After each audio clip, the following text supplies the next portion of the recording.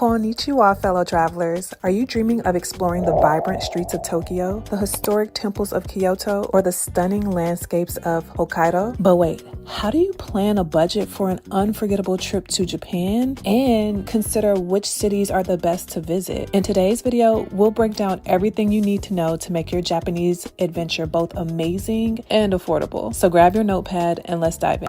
Japan can be as budget-friendly or as luxurious as you want it to be. I use a proven framework with 5 key areas to help you plan and budget for your trip. Here are the main categories you should consider when planning your budget. Number 1, timing is everything.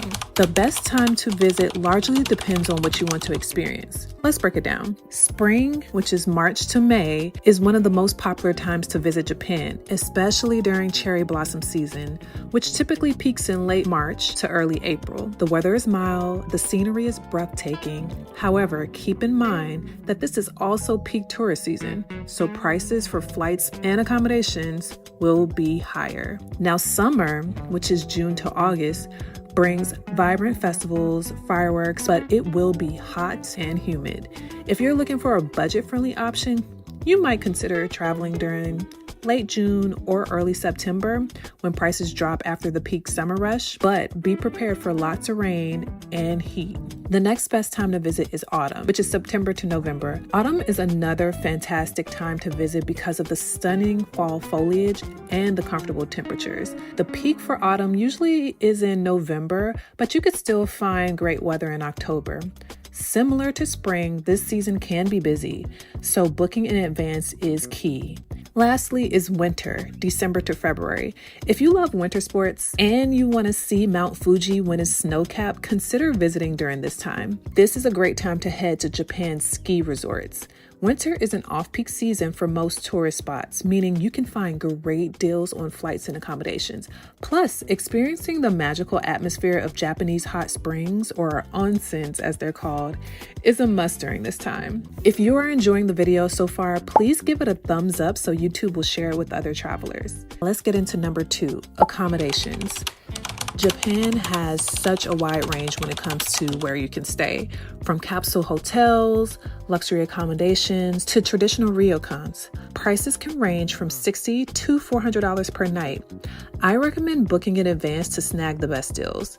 This is a personal choice based on what you value, but note that luxury hotels in Japan offer unmatched standard and quality at a reasonable price point. Third pillar is considering how much you really like to eat.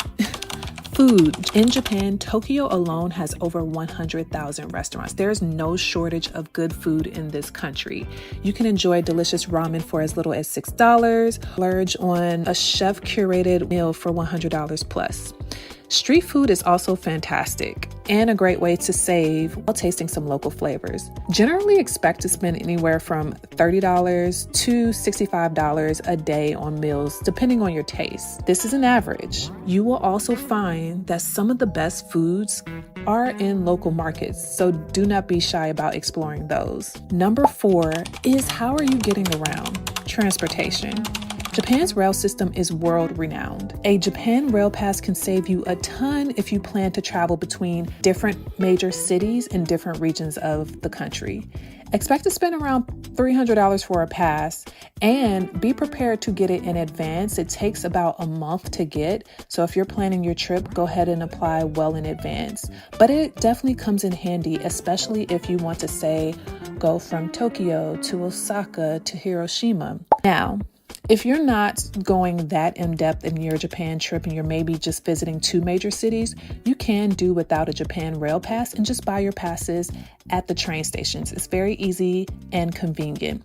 For reference, I visited 2 major cities, Tokyo and Osaka, and then 2 regional areas, Kyoto and Uji, and I spent a total of $190 round trip on all of my train and Japan Rail Pass fare. The last thing to consider is, what are you going to do when you're in the country? Talking about attractions, experiences, tours, because why travel that far and not indulge in the experiences? Now, this is also a range. Some entry fees for temples and museums can vary, but many are free or under $10. Also, check for discounts or free days. I've linked some fun experiences down in the description below if you need help or some inspiration. Now that we've nailed down the framework so that you can build your budget, let's talk about where to stay and play in Japan. First is Tokyo, a vibrant metropolis that seamlessly blends tradition and is a powerhouse of innovation and a fashion capital. Be sure to visit the iconic Shibuya Crossing and the historic Asakusa District, which is home to the famous Sensoji Temple. Pro tip, take advantage of the Tokyo Metro Day Pass for unlimited travel on the subway. Make it easy to explore the city and the diverse neighborhoods without breaking the bank. Next is Kyoto. Make sure to explore the shrines in Kyoto. You will not be disappointed. Other great experiences to note are the Arashiyama Bamboo Grove and the historic Gion District, where you might catch a glimpse of a geisha. Continuing on to Osaka, which is just a short train ride from Kyoto. We're talking 30 minutes. Osaka is known for its food scene. Try local favorites, and don't forget to visit the Osaka Castle, Universal Studios of Japan, and Grand Green Osaka, which is a fun shopping and entertainment and green space district in Osaka that just opened this past fall. If you are a history buff, you might also consider Hiroshima.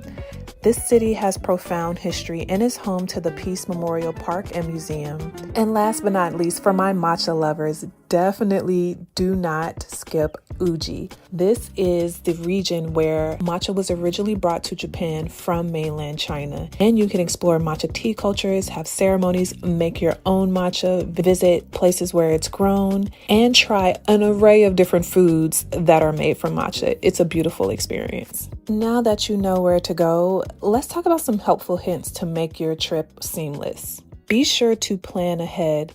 Tourism in Japan has increased year over year since it reopened in 2022 post-pandemic, and it is becoming extremely difficult during high tourist seasons to be able to walk into experiences. So you don't want to travel that far and find that the things that you are looking forward to do, you can't do. So be sure to book your tours, your experiences, and your hotels early. Additionally, some apps that'll really help you on your trip are Google Maps for navigation. You'll also need the currency converter app so that you can be nimble when you're in markets negotiating or understanding what prices you'll pay at restaurants. Also be sure to have the Translate app you prefer on your phone to make it easy to connect with locals.